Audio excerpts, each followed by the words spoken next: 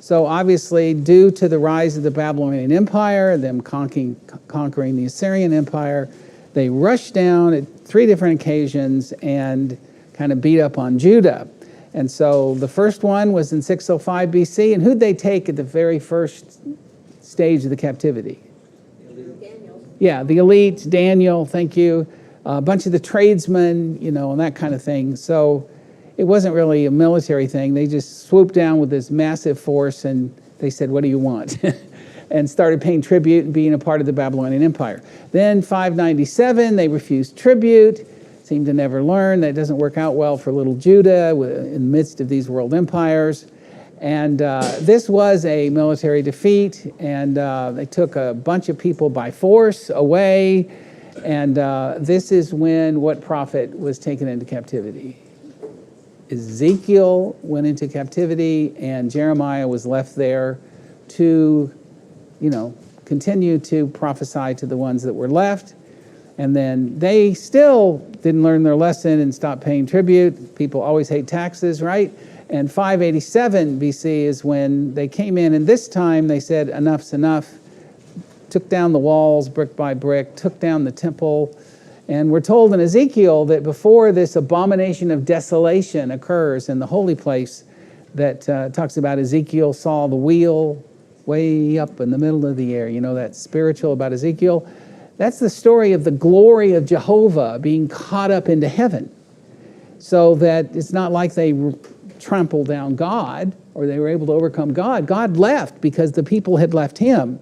So they were then left without any defense. And unlike what happened with Assyria, the temple and everything is completely gone. And this is described as a discipline, that God is doing what he can, not to forsake them, not to in any way be really mean to them, but to carry out his word that he promised in Deuteronomy 28 and to get their attention. So hopefully they will finally realize God means business and they will be humbled. So this is the breaking up of fallow, like hard ground that happens right after a hard winter.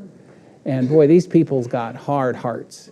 And we talked last week about the king, Jehoiakim, who was so arrogant that he took the word of God and just cut it apart with a penknife and threw it in the fire and was nonchalant. Nobody cared. And so the prophet then comes and says, based upon this, it's going to even be worse for you than it would have been otherwise. So remember, what we're reading, 1st and 2nd Kings, was written for the people who were in captivity so they could understand why this happened to them. So they could learn the lesson, as Brett mentioned in his prayer. And they did learn, for the most part, some very valuable lessons that we're going to talk about here. So why were they being disciplined? Basically, what's the short answer here? They were worse than the nations around them. Yeah, they wanted to be like the nations around them, and in some cases even did worse. But idolatry and immorality, if you were to sum it up, that's what it's all about. And worshiping these pagan gods involved fertility cults and all this. And they just gave in themselves to the flesh and either forgot or despised the word of Jehovah. I hope you had a chance to read through Deuteronomy 28. It's quite a read. Les told me he listened to it in 2 different translations, which surely gives you a good flavor. So the beginning of Deuteronomy 28, he talks about all these wonderful things that will happen. If you'll just do what I say, it's going to be so good for you and you'll be so glad that you did. But then there's a big but in Deuteronomy 28:15. But it shall come to pass, if thou wilt not hearken unto the voice of Jehovah thy God, to observe all the commandments and his statutes, and I command thee, then these curses shall overtake thee. And remember, every 7 years they were supposed to meet in Shechem and invoke upon themselves the blessings and the cursings of the covenant. All the little ones, all the servants, everyone was supposed to remind them of these blessings and cursings. Of course, one of the first things they did when they started becoming apostate is to forget that regular meeting and that massive national meeting that God had given them in this huge echo chamber to remind them of what was at stake. And so verse 20, Jehovah will send upon thee cursings and discomfiture and rebuke. And verse 21, Jehovah will make the pestilence cleave unto thee. We think we had a problem with COVID-19. That was a pestilence. And they had to deal with that as a nation over and over again. And other people shall pursue you until thou perish. And the heaven that is over thy head shall be brass, instead of seeing the stars at night. And the earth that is under thee shall be iron. In other words, you are going to be no longer free as a people. Jehovah will make the rain of thy land powder and dust. Poetic way of saying it's going to be a drought, like during the days of Ahab and Jezebel, right? And it's going to come from heaven and destroy you. And Jehovah will cause thee to be smitten before thine enemies, and thou shalt go out one way against them, and thou shalt flee 7 ways before them. In other words, just a complete slaughter, and thou shalt be tossed to and fro among all the kingdoms of the earth. I mean, they had a time during Solomon when they were the big power. Now he says, you're going to be like a little political football that everyone else is going to manipulate because you're so weak and pitiful. And thy dead body shall be food unto all birds of the heavens and unto the beasts of the earth, and there shall be none to frighten them away. This is the burial of an ass. Well, who was the king we just studied last week that they didn't give a burial? That was a fulfillment of this. Verse 26, just going to be thrown out, and no one's going to care enough to even bury you because of his sin and wickedness. And thy dead body shall be food unto the birds. And Jehovah will smite thee with the boil of Egypt, and thou wilt find diseases, thou shalt not be able to be healed. In verse 32, and thy sons and thy daughters shall be given unto another people, and thine eyes shall look and fail with longing for them all the day, and there shall be not in the power of thy hand to do anything about it. The Assyrians especially would come in, take the young and the healthy that they could use in their military as mercenaries and all that kind of stuff, leave the aged parents and grandparents behind, and just come in and take the young, and you never see them again. God says, don't violate my law. Don't bow down to these other idols, or this is what you're going to have to go through. The fruit of thy ground and all thy labor shall a nation which thou knowest not eat up, and thou shalt be only oppressed and crushed, so that thou shalt be mad for the sight of thy eyes, which thou shalt see. Verse 36, and Jehovah will bring thee and thy king, whom thou shalt set over thee, unto a nation that thou hast not known. What a humiliation. That happened both in the north and the south. And so, Manasseh is going to be taken into prison, and then at the end, Jeconiah is going to be in prison for 37 years before he's finally released. Verse 37, and thou shalt become an astonishment, a proverb, and a byword among all the peoples, whether Jehovah shall lead thee away. So God's going to come in and to be like a man wipeth a dish, is what the prophets warned them, where you take the dish and you wipe it off and turn it upside down. And of course, Jerusalem's basically going to be just completely in ruins. Just the land lay fallow for all those years. And this is what's going to happen to your home if you disobey my word. And thou shalt beget sons and daughters, but they shall not be thine, for they shall go into captivity. He shall lend to thee, and thou shalt not lend to him. In other words, you'll be a debtor nation. He shall be the head, and you shall be a tail, and all these curses shall come upon thee, and shall pursue thee, and overtake thee, till thou be destroyed, because thou hearkenest not unto the voice of Jehovah thy God to keep his commandments. And we're going to look at verse 46 in just a few minutes. And they shall be a sign upon thee for a wonder, and for thy seed forever. And then verse 53, it predicts, cannibalism. It's just awful, this whole chapter. I think this is what caused Josiah, when he heard the word of God for the first time, just rent his garments and be scared to death and say, what can we do to stop this coming upon us? Because he had a tender heart that believed this. But at the end, people went, it's not going to happen. Well, God is long-suffering. He is patient. But eventually, because he's also just, he's going to do what? He's going to keep his word. And what we've been witnessing is all of this sin and all this departure, and right now they're in captivity, and this is like the worst of the worst. And so what we're seeing here, we talk about these battles and these dates and all that, but this is the fulfillment of Deuteronomy 28. And the way of the transgressor is hard. So, why were they being disciplined so? Idolatry and immorality. They just ignored these warnings. Did they learn their lesson as a nation? What would you say? Well, for the most part, it can be said they never bowed down to an idol again. Anytime somebody started that, everybody around them knew what happened to them and to their ancestors and said, stop. And about the law, which they ignored. What were the Jews during Jesus' day? Did they ignore the law? But they became sticklers of the law like crazy. Wearing these phylacteries all around them and, had little pieces of the law on them so you don't forget. I mean, they went the other extreme, which is the tendency of us humans to go from one extreme to the other. So what went wrong? Well, what did Jesus say in his day about the Pharisees? They honor me with their lips, but their what? Their heart is far from me. They fell in love and just almost worshiped the law and forgot about the lawgiver. And they tithe out mint, anise, and cumin, but have neglected the weightier matters of the law, Matthew 23, 23, and 24, justice, love, and mercy. And so that's the thing that people that are rightfully religious conservatives need to be watching out for. It's a pitfall to just almost bow down and worship the Bible instead of worship the Holy Spirit behind the Bible, right? Worship God. Pharisaism is basically rules without relationship. And that's where they messed up. And I think it's really fascinating. The main sin of the Old Testament is unrighteousness and infidelity and just unbelievable fleshliness. The main sin of the New Testament is not unrighteousness, but self-righteousness.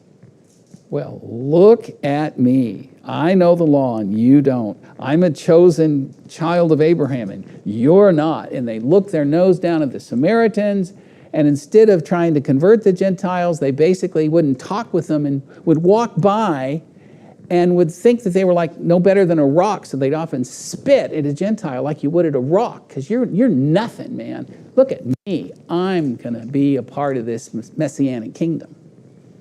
And Jesus just, wow, some strong words, condemned this overreaction. Isn't that interesting? If there's any lesson we ought to learn, it's when we mess up, learn from the lesson, but don't overlearn.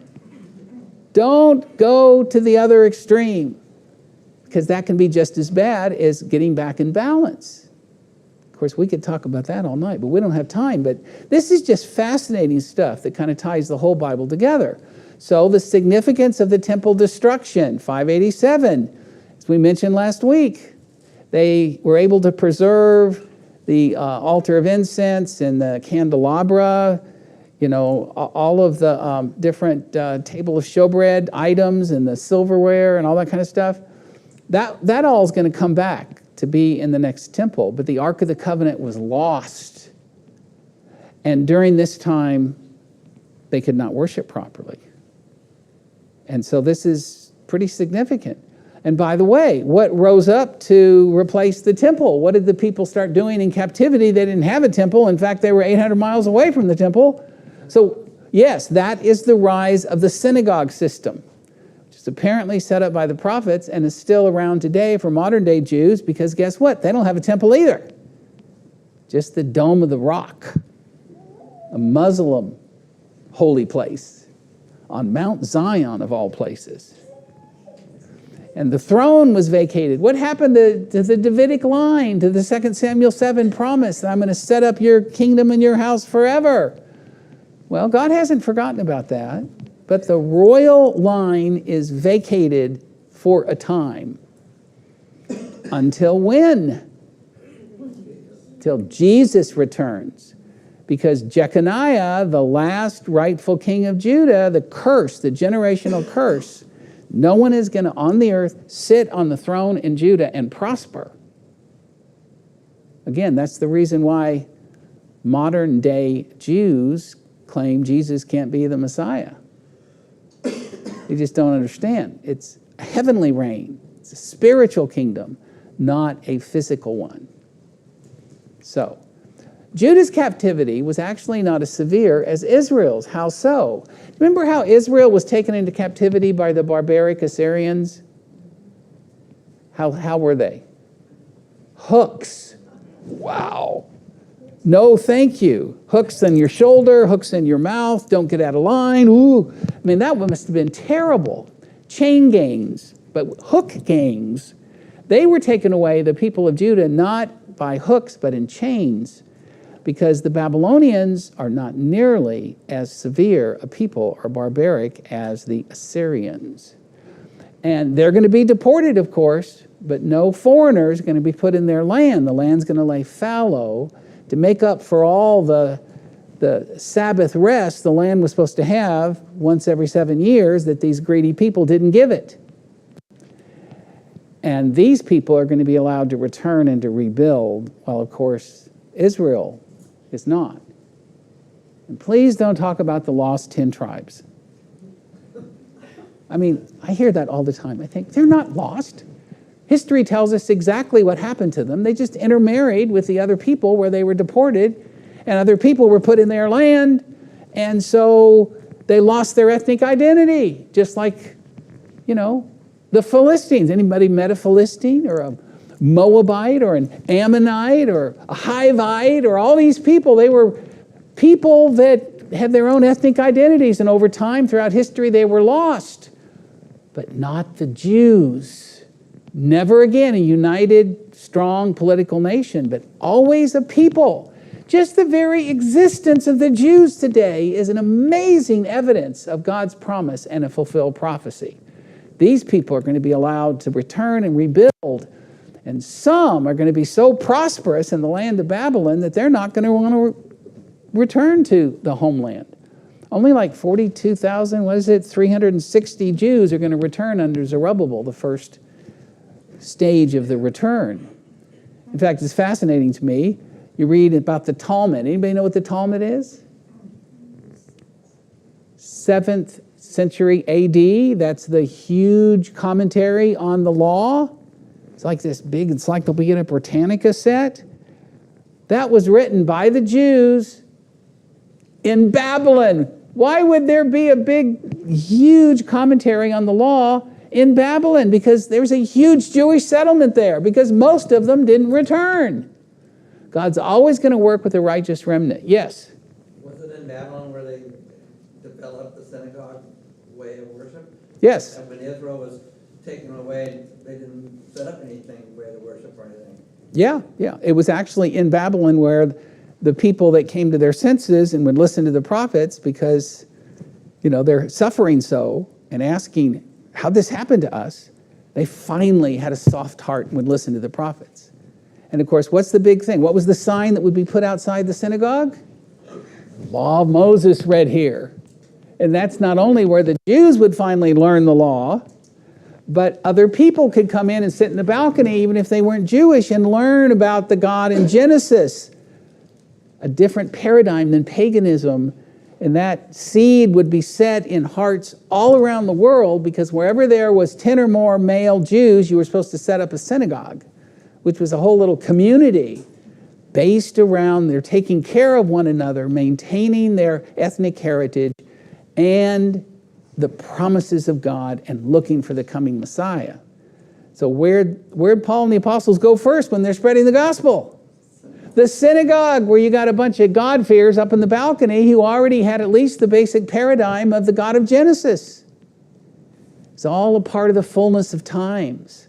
And understanding this mosaic of history is what kind of makes this all make sense. So Babylon becomes the center of Jewish thought for 1,000 years or more. And the return of Judah's captive includes and represents the 12 tribes of Israel theologically. So we talk about Judah returning and these other tribes of Israel pretty much losing their identity, but they made sacrifices for all the 12 tribes. And every time they talk about, anything theological, it's like Israel was allowed to return. And there were some remnants of these other tribes that maintained some of their tribal identity as well. Mostly Jews and from Judah, but not always. That's why in the New Testament, you still got some people saying, I'm from the tribe of Asher, or I'm from the tribe of Levi, or something like that. All right. So what is the significance of mostly silence during the captivity period? In other words, we're told at the very beginning, okay, it's going to be 70 years starting from 605 when Daniel's taken.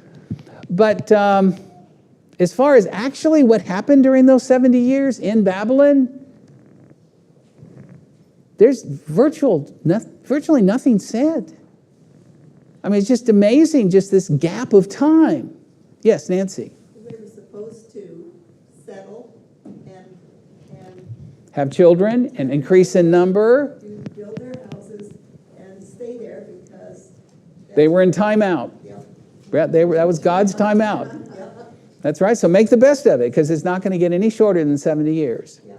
And exactly 70 years, he moves the heart of Cyrus of Persia to 536, issue the Edict of Cyrus, and let them go back home and reestablish their religion, because he wanted to make people like him instead of hate his guts like the people did, the Babylonians and the Assyrians. So what I think is fascinating about this is you can learn about periods of silence.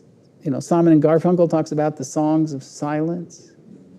I've always got to go back to music themes from the 60s and 70s, don't I? But at any rate, so the silence about why didn't God say anything here? Why do we know so little about it?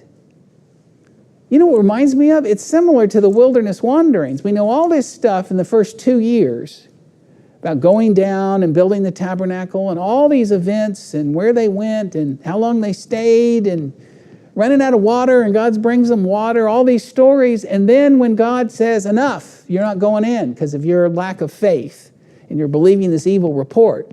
So you're going to go back and you're going to literally wander around and just wait to die.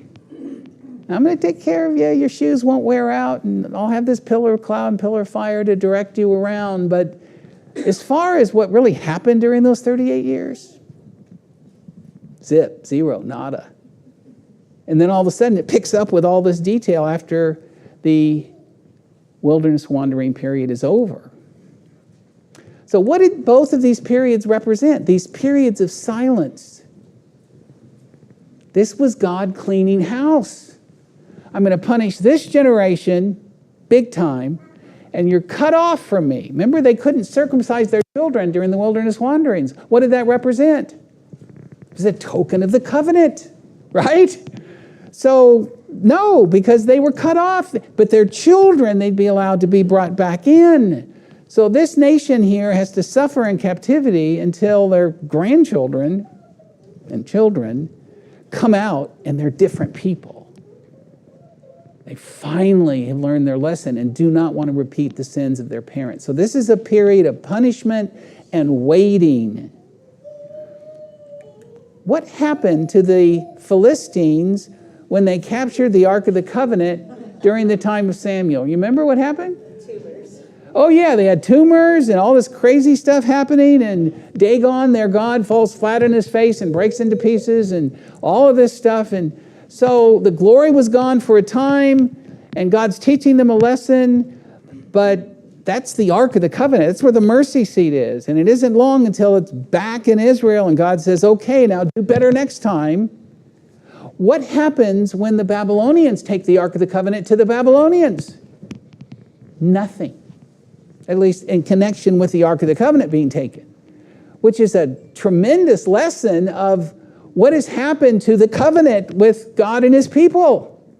It has been so broken so many times that I am kicking you out of the house. It's really interesting. He says when it came to Israel, there were two parts of divorce in the Old Testament. There was a putting away, and then there was a giving a divorce certificate. You had to have both to have a legal divorce. He says of Israel, I put you away and I've divorced you. And remember, according to Deuteronomy 24, can you take somebody back after you've divorced them and given them a divorce certificate? No, it's an abomination. So there was no hope for the northern 10 tribes to ever be taken back. But he says, of you, Judah, I have kicked you out. I have put you away. It's like a husband and wife were separated. But I never gave you a divorce certificate, which leaves the door open to get reconciled. And that's exactly what he did. So again, what happened to the Babylonians? This was God's way of saying, you guys have violated my covenant. It's over. Now, we just read, yes, Les. Do we have any archaeological writings, findings, whatever, that said that the Babylonians took the ark? Do we know if they just maybe destroyed it, or? Yeah. Well, of course, the movie says they buried it in Egypt. If you believe the movie, huh? And you know, and they were trying to go back and get it. And at any rate, I just love that Raiders of the Lost Ark idea. The people of the world finally wake up to the significance of the ark and completely make up a bunch of stuff about it.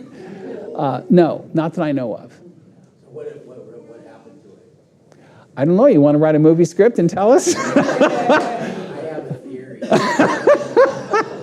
Everybody can have a theory. You want to hear it? You know what? We don't have. Wait. Okay. I think God took it. All right. Well, we don't know, but it never comes back after this. Is the point? I say I think God took it. Okay. He may have. He took the glory up. He took Jesus. So maybe that's good thought there, Sean. I hadn't thought about that, but that's possible. The point is, he allowed it to be gone. And even during the days of Jesus, you got this huge Herodian temple and all this stuff.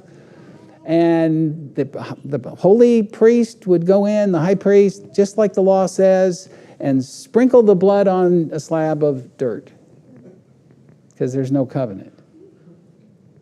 More about this in a minute. So you got these blessings, you got these cursings, and then this is what I wanted to talk about. Deuteronomy 28:46. And they shall be upon thee. In other words, when all this comes, just as I promised, because you didn't listen to me, they shall be a sign and a wonder upon thy seed forever. You and future generations are going to never forget this. So the very fact all of this happened, by the way, let me remind you that when all this was prophesied, there'd never been in the history of the world some big world power that took everybody captive and marched them 800 miles somewhere else, and then took a whole bunch of other people and put them somewhere else. As far as an international foreign policy, that had never happened in world history. It was predicted right here in Deuteronomy. God brought it about, and Assyria was the rod of his anger. So, talk to me for a minute. What do you think this was a sign of? How is it such a wonder, even to this day, as we study this amazing book of history? What's it a sign of to you, that you see the fulfillment of this? It's the next verse. Go ahead.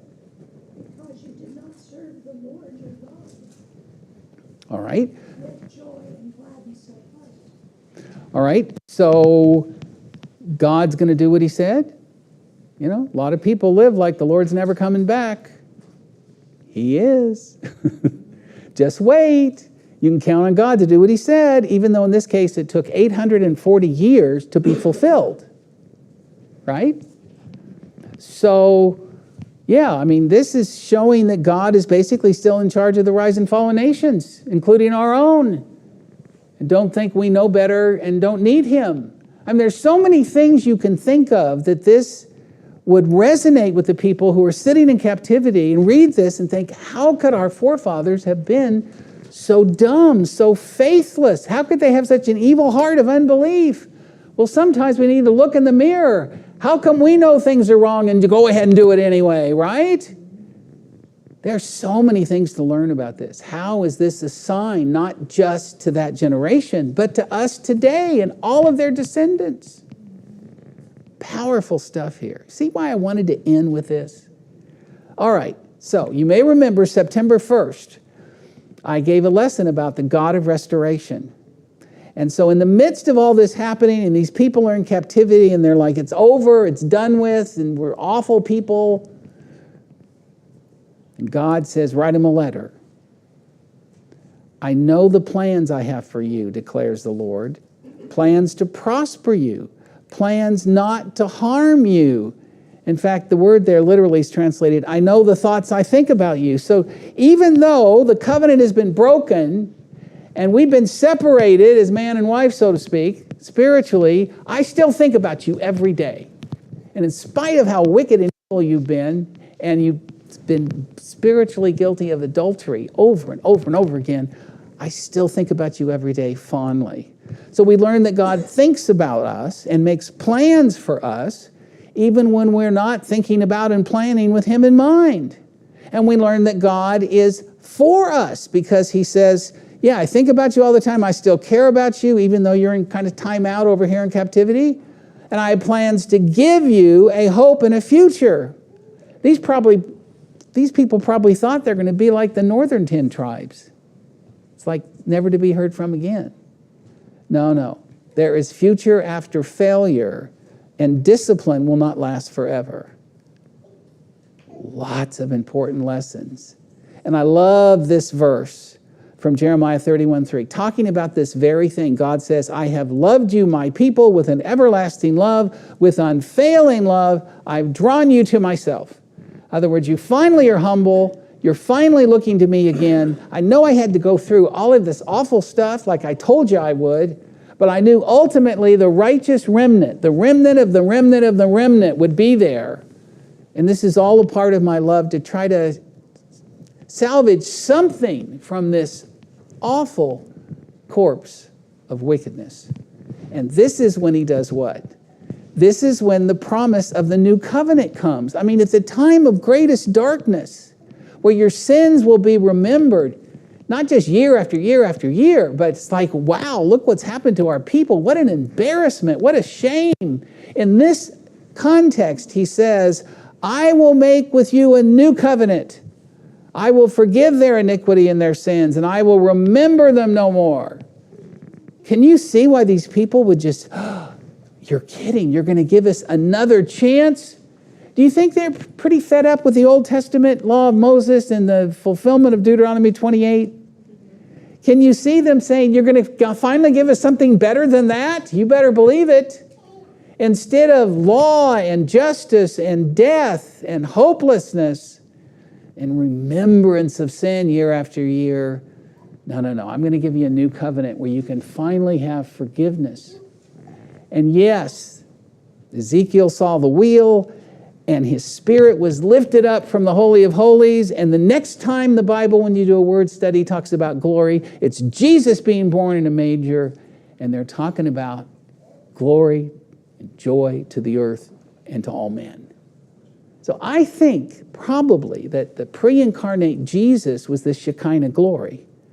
And he came initially there in the temple to hover over the people and to lead them and guide them, kind of shepherd them. And then he comes back as the good shepherd in the flesh. In the beginning was the Word, and the Word was with God, and the Word was God, and the Word became flesh and dwelt among us, even as from the only begotten of the Father, and we beheld his what? His glory and his grace. And when is this revealed to us? In the darkness of the Babylonian captivity. And boy, you better believe they were just yearning and hoping that that was right. Sometimes I get to the end of something like this and I think, there is no way this could have been made up. Are you kidding me? This is not from men, this is from God. So the first stage is Zurubbabel, and by the way, this word means born in Babylon. Talk about a reminder of what happened to this nation. And he is the one that's actually the grandson of Josiah. He's a part of the Davidic line. And he says, everybody is ready to go back to the ruins of Judah. Follow me. Not very many people took him up on it. Wasn't much to go back to, right? There wasn't anything to go back to. They had to start from scratch. It took them 20 years to get it all done. And this is when they started the reconstruction of the temple. And who were the prophets that God sent them to stir them up to finally finish the job, building God's house instead of building their house? Yeah, actually, it was Haggai, Zechariah, and Ezra was someone involved in that as well. How long was the temple inactive? How long was it completely out of service? 72 years. And why did some rejoice and some cry in 536 BC at the laying of the foundation of this temple? Yeah, because the older people who were, maybe kids and still remembered the grandeur of Solomon's temple, they're crying because it's so bad in comparison to what they knew. And the other people who knew nothing but dirt are rejoicing. So much so, the text says, you couldn't tell or make a difference between who was crying and who was rejoicing. It was a fascinating time of renewal and a difference between the old generation and the new. And when the temple was finished and dedicated, what is absent? No Shekinah glory. Remember at the dedication of Solomon's temple? I mean, that was the climax of it all. And people fall on their faces, and the presence of God comes back and hovers over the Holy of Holies, this external manifestation of God. And the people are waiting. The temple's been rededicated. They can go in and worship again. But the glory of God is departed. You know, I've been told through couples who've been through infidelity that they can be restored. It doesn't have to destroy a marriage. But one person told me it's like it's never quite the same after that. And that was what happened here with Jehovah and his people. The Shekinah glory of Jehovah is gone. And what is the significance? They're allowed to come back. They're always going to be reminded of this, unbelievable history of infidelity. And when does the glory return? When Jesus comes with all of his glory in heaven. And Les mentioned Ezra 7:10. For Ezra had set his heart to study the law of the Lord and to practice it and to teach his statutes and ordinances in Israel. So the first stage, they're rebuilding the temple. The second stage under Ezra is the reinstruction of the law. And the law is read, and guess what? The people weep again. There's a lot of crying here in this righteous remnant. Why are they crying? Look what idiots we have been. They finally believe the law and are touched by it, and that is always the basis of revival.